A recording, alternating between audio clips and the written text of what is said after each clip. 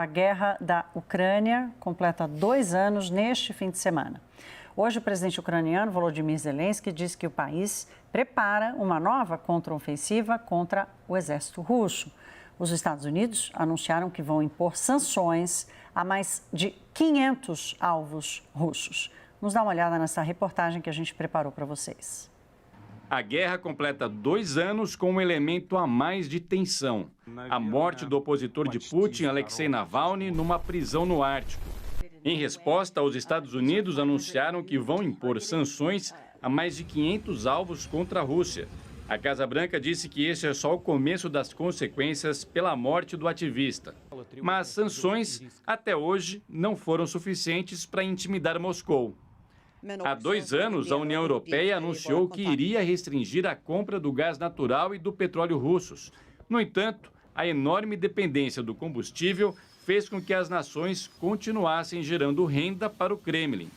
Moscou pôde ainda contar com aliados como a China e a Índia, que aumentaram as importações de petróleo. Bilhões de dólares em reservas cambiais foram bloqueadas da Rússia, excluída do sistema SWIFT, cooperação mundial que conecta as instituições financeiras.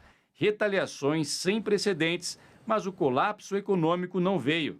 Ao contrário, o PIB da Rússia cresceu 3,6% em 2023. E às vésperas de se completarem 2 anos de guerra, Putin realizou um voo com um bombardeiro de capacidade nuclear e disse que grande parte das forças nucleares da Rússia foi modernizada. Em apoio à Ucrânia, dezenas de chanceleres se reuniram nesta sexta-feira na sede da ONU em Nova York com o ministro das Relações Exteriores ucraniano Dmytro Kuleba. Também nessa sexta, uma delegação de senadores americanos visitou o presidente Volodymyr Zelensky em Lviv. A vinda de vocês é uma forte mensagem dos Estados Unidos. E eu sei que os americanos estão do lado da verdade, disse Zelensky. A Casa Branca continua à espera da aprovação na Câmara dos Deputados, com maioria republicana, de mais um pacote de ajuda à Ucrânia já autorizada pelo Senado. 2 anos de guerra comprometeram as finanças do país, que vem sofrendo derrotas no campo de batalha após resistir e impor reveses aos russos em batalhas que surpreenderam o mundo. Agora, soldados ucranianos perto da região de Donetsk dizem que falta até munição. Eles temem que a Rússia conquiste mais uma parte do território no leste do país, depois do último grande avanço sobre a cidade de Avdiivka, no mais recente capítulo de uma ofensiva que, segundo a ONU, até o fim de 2023, já havia deixado ao menos 10 mil civis mortos. Lorival, me lembro quando a guerra começou, estávamos juntos aqui e você alertava de que seria um conflito longo. E aí estamos aí vendo a guerra completar 2 anos. Em que pé que estamos hoje? Você comentou agora há pouco, a gente vendo a imagem do Zelensky, como ele está cansado. Que fôlego o Zelensky tem, além da necessidade financeira? E os soldados russos estão mais... Os soldados ucranianos, os russos também, mas os soldados ucranianos estão mais cansados ainda. Os russos têm maior capacidade de reposição, né? Porque é um país muito mais populoso, né? E, além disso, é uma ditadura, né, que tem mais condições de impor. E tem também contratado mercenários de fora, indianos estão morrendo no fronte, contratados por pagamento a peso de ouro e tal. Alguns também no fronte contra a sua vontade, nepaleses e outros, o pessoal da Ásia Central e assim por diante. E esse é um dos dramas deste momento, porque os ucranianos estão muito cansados, os melhores, aqueles mais motivados, ou morreram, ou foram feridos, ou estão esgotados. Então, os homens ucranianos que não foram à guerra ainda têm medo de sair de casa, porque são ali convocados na rua mesmo, têm de dar explicações. E homens com 50, 60 anos de idade já estão recebendo notificação para se registrarem como reserva, né? Ainda não é a convocação formal deles, mas isso demonstra a dificuldade. Fala-se numa mobilização de 500 mil soldados, está em discussão no Congresso ucraniano. Zelensky diz que isso é inviável, mas essa capacidade de reposição russa realmente está fazendo uma diferença grande, além do problema da munição, do armamento, da falta de aviões, de caças sofisticados que a Ucrânia não tem. Podem chegar ainda este ano, os pilotos devem estar prontos, ucranianos, no verão, seja em meados do ano, e em seguida devem chegar os primeiros F-16, mas é um processo lento esse, né? E em quantidade pequena frente à capacidade russa. Mas é preciso colocar isso em perspectiva também. No ano passado, em 2022, a Rússia ocupou 130 mil quilômetros quadrados de Ucrânia. Conquistou 130 mil. Em 2023, foram 900 quilômetros quadrados, menos de 1.000. Então, 130 mil no primeiro ano, a menos de 1.000 no segundo ano. A chamada linha de Surovsky, o fronte russo, está sendo muito eficaz, muito efetivo. Os ucranianos não estão conseguindo furar essa frente de 1.000 quilômetros.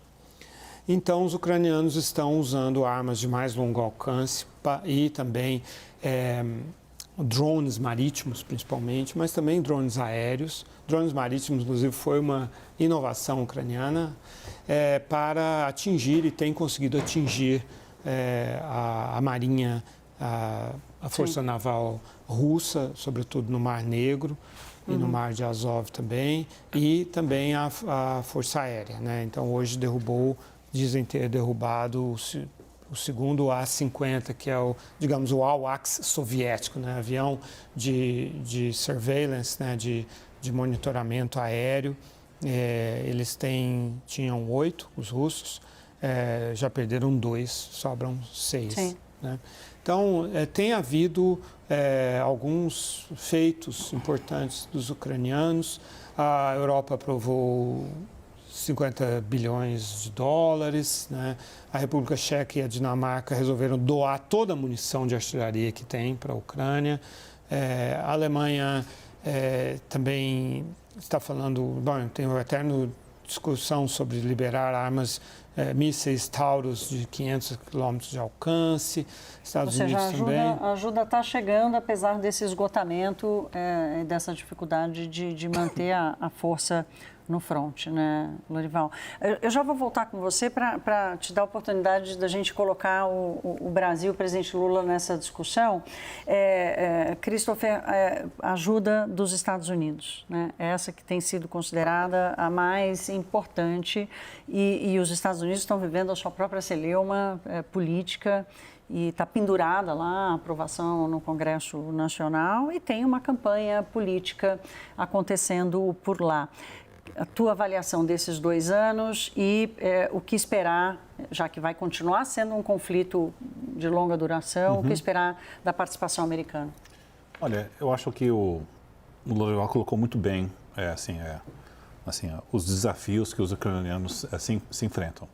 E eu adicionaria também que o governo americano e países na Europa ficaram surpreendidos com a resiliência da economia russa e a capacidade de ter uma economia bélica para poder fornecer armamentos nessa guerra.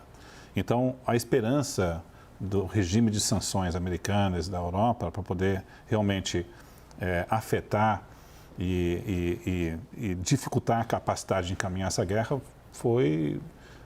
não teve o efeito desejado. Então, e aí nós temos, olhando para frente, podemos até, o Congresso americano está debatendo se vai poder estender um novo pacote de ajuda ou prorrogar esse pacote de ajuda. Está um tema eleitoral, o ex-presidente Donald Trump está entrando nessa jogada que está dificultando a facilitação desse acordo. Mas eu diria o seguinte, é uma questão de tempo até que os americanos venham a cortar essa ajuda financeira. Pode ser esse ano, pode ser lá na frente. E a visão em Moscou, pelo menos nós na Eurásia, o que nós temos apurado, eles estão com reconhecimento que tempo estão a favor deles. Sim. Então, em algum momento vai haver algum esgotamento desse financiamento. Se o Donald Trump vencer a eleição, se acelera esse processo. Então, o que nós estamos caminhando é que a vantagem militar russa tende a crescer ao longo do tempo e os europeus estão em pânico, reconhecendo que a ajuda americana não pode mais ser contada. E também em pânico com a perspectiva da vitória do Donald Trump. Então, acho que o debate na Europa hoje é como você preencher uma provável lacuna de ajuda americana, mesmo que seja esse ano ou no próximo, e uma readequação para poder cumprir esse papel. Mas, para a perspectiva ucraniana, isso não é uma boa história. Então, eu acho que o que nós vamos estar debatendo nesse próximo ano e meio, são possíveis avanços russos nessa nova guerra. Então, eu até diria que nós, na Eurásia, quando a gente pensa de riscos geopolíticos globais, no início da guerra, ou pelo menos no ano passado, era o risco associado aos ucranianos serem bem-sucedidos numa contraofensiva e o Putin reagindo de forma intempestiva com a ameaça de perder Crimeia. Hoje, o risco é totalmente o inverso. Os russos conseguindo ter mais avanços e o Zelensky agindo de forma desesperada, que possa gerar um novo desequilíbrio nesse conflito. Daniel, vamos botar o Brasil nessa história? Enquanto a gente estava ouvindo aqui a excelente reportagem do Saulo Tiossi, nosso editor aqui, repórter do WW, a gente comentava aqui que além de Rússia ter ganhado 2 aliados como China e Índia, ganhou também o Brasil. O Brasil também comprou muito diesel da Rússia, comprou fertilizantes, sabemos da posição do presidente Lula sobre a Rússia, o chanceler Celso Amorim. Fala um pouco para a gente da visão de Brasília. Vamos destacar um pouquinho os impactos comerciais para o Brasil da guerra, especificamente das sanções. O Lorival lembra sempre muito bem que, basicamente, o Ocidente ampliado aderiu às sanções econômicas e comerciais contra a Rússia, o Sul global, grosso modo, não aderiu e continua comprando produtos da Rússia. Continua comprando produtos da Rússia, porém, com muito desconto dos russos, porque esses produtos já não têm tanta demanda no mercado internacional ou precisam ser vendidos num preço muito abaixo da cotação média para terem viabilidade. É isso que transformou, por exemplo, o Brasil num grande comprador de diesel russo. O Brasil exporta muito petróleo, mas refina pouco. Então, você mesmo já trouxe esse dado, Thaís, de que a Rússia se tornou a principal fornecedora de diesel para o Brasil. Isso cresceu demais desde o início da guerra. Eu queria destacar um outro ponto. O Brasil atingiu, no ano passado, o maior superávit comercial da sua história, cerca de 100 bilhões de dólares. Agora, isso se deve essencialmente a 3 produtos, como a gente sabe: soja, minério de ferro e petróleo. Quando a gente olha a cadeia industrial, o Brasil continua tendo um déficit muito grande. Se a gente pega um setor muito importante especificamente da cadeia industrial, que é o setor químico, petroquímico de forma geral, o Brasil teve um déficit comercial de 45 bilhões de dólares. E aí, quando você vai aprofundar um pouquinho mais, de onde vem esse déficit? Principalmente porque o Brasil teve um surto de importações, desde o início da guerra na Ucrânia, de produtos químicos da China e da Índia. Bom, o que tem a guerra a ver com produtos químicos da China e da Índia? Bom, a gente está falando essencialmente de produtos químicos que são fabricados com petróleo ou com gás da Rússia. China e Índia começaram a ter acesso a um gás e a petróleo muito baratos, com deságios ali, descontos de 30%, 40% sobre a cotação internacional da Rússia, pegam isso, transformam num produto químico petroquímico muito mais barato do que existe em todo o mercado internacional, inclusive do que o Brasil é capaz de produzir. E qual que é o efeito disso? 45 bilhões de reais de déficit no setor químico na balança do comercial do Brasil. Ou seja... o setor está reclamando, né, Daniel? O setor químico está reclamando, inclusive, disso, né? Querendo alguma proteção. E aí vai pedir medidas protecionistas, barreiras comerciais, por exemplo, medidas antidumping ao governo. Mas esse é um produto direto da guerra e da falta de uma postura coordenada de todo mundo em termos de sanções econômicas comerciais à Rússia. Cada um com seu interesse. Aí, Lorival, eu perguntei para o Daniel, mas ele acabou ficando aqui na questão comercial. Quero te ouvir sobre a posição que você queria fazer da declaração de Lula, né, de fazer uma equivalência ali entre a responsabilidade e a culpa pela guerra dos dois lados e claramente ter deixado o seu apoio à Rússia e a Putin muito transparente. Eu conversei com funcionários do governo americano e com funcionários europeus naquele período e eles ficaram realmente chocados porque, além disso, o presidente Lula acusou os Estados Unidos e a Europa de instigar a guerra, de se aproveitar da guerra, de serem corresponsáveis pela guerra, quando a guerra foi causada pela invasão da Ucrânia e pela Rússia, né? Isso era apenas uma resposta, não era... Então, isso chocou principalmente os europeus, porque os americanos desse governo Biden conhecem bem o Lula, né? Eles eram, essa equipe aí, Blinken, esse pessoal todo, eram assessores do Biden quando o Biden era vice e o Lula era presidente. Então, eles não ficaram tão surpresos assim, conhecem o viés ideológico, conhecem bem o Celso Amorim, sabem que é o assessor especial do presidente para assuntos internacionais, ele era chanceler. Então, sabem do viés ideológico bastante carregado do Celso Amorim. Os europeus estavam encantados com o Lula, principalmente Emmanuel Macron, que recebeu o Lula, ainda nem candidato formal a presidente, por 2 horas no Palácio do Elyseu. Com honra de Estado, né? Porque o Macron odeia o Bolsonaro, né? Porque o Bolsonaro fez endossou ali um ataque à mulher do Macron e tal, no contexto de uma disputa sobre a Amazônia, e os bolsonaristas acharam, quando o Macron disse, a nossa Amazônia está queimando, os bolsonaristas acharam que o Macron queria tomar a Amazônia e se esqueceram que a Guiana Francesa também tem a Amazônia, é a Amazônia, né? O povo que acha que a Amazônia é só o Brasil, esquece que existem outros lugares que também são Amazônia e tal. Então, assim, aí o Macron ficou muito decepcionado com o Lula, né?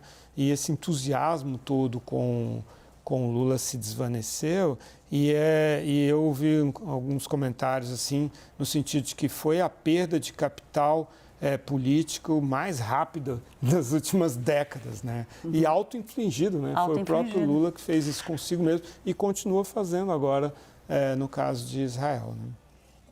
Para a gente fechar, Christopher, teve um minutinho, de novo, né, essa necessidade, vontade, desejo do presidente Lula, do protagonismo dele no cenário internacional. Você citou aqui, quando a gente estava tratando da questão de Israel, que Lula perdeu esse espaço.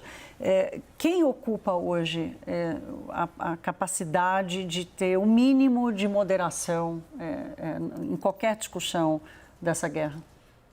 Acho cumprir esse papel é muito difícil no momento geopolítico atual, né, para qualquer país, né? Então, e também, como eu disse, talvez as ambições do presidente Lula de ser um intermediador de paz na guerra na Ucrânia ou até um intermediador de paz no conflito do Oriente Médio, isso é um desafio herculeano, né? O fato do presidente Lula em fazer esses equívocos diplomáticos, seja na guerra da Ucrânia ou no Oriente Médio, reduz um pouco essa credibilidade. Mas eu só também queria deixar assim explícito, acho que o Lorival também colocou isso, que isso paradoxalmente não interfere na capacidade do Brasil cumprir um papel importante no G20, de ter um papel de destaque em temas ambientais, em termos de governança. Então a gente tem que reconhecer que houve uma perda de credibilidade de cumprir um certo papel, mas também tem tracks diferentes que não necessariamente significa que o Brasil não tenha como cumprir e aproveitar a janela de oportunidade tão grande numa reunião no G20 e COP30. Então, isso permanece. É importante a gente ter um pouco de perspectiva para não parecer que agora, com esse equívoco, o Brasil não tem credibilidade nos fóruns internacionais. Perdeu um grau de credibilidade, sim, mas o esforço do G20 e a pauta ambiental e de governança e do social permanece com um espaço para o Brasil ocupar. Até porque o presidente Lula personifica essa perda de credibilidade, né? Não necessariamente o governo, a classe diplomática, a quantidade de gente envolvida na discussão da transição energética, né? Dessa potência energética do Brasil, quer dizer, há interesses, inclusive, econômicos e financeiros nisso tudo. Meus caros, muito obrigada por essa primeira e segunda rodada. Lorival Santana está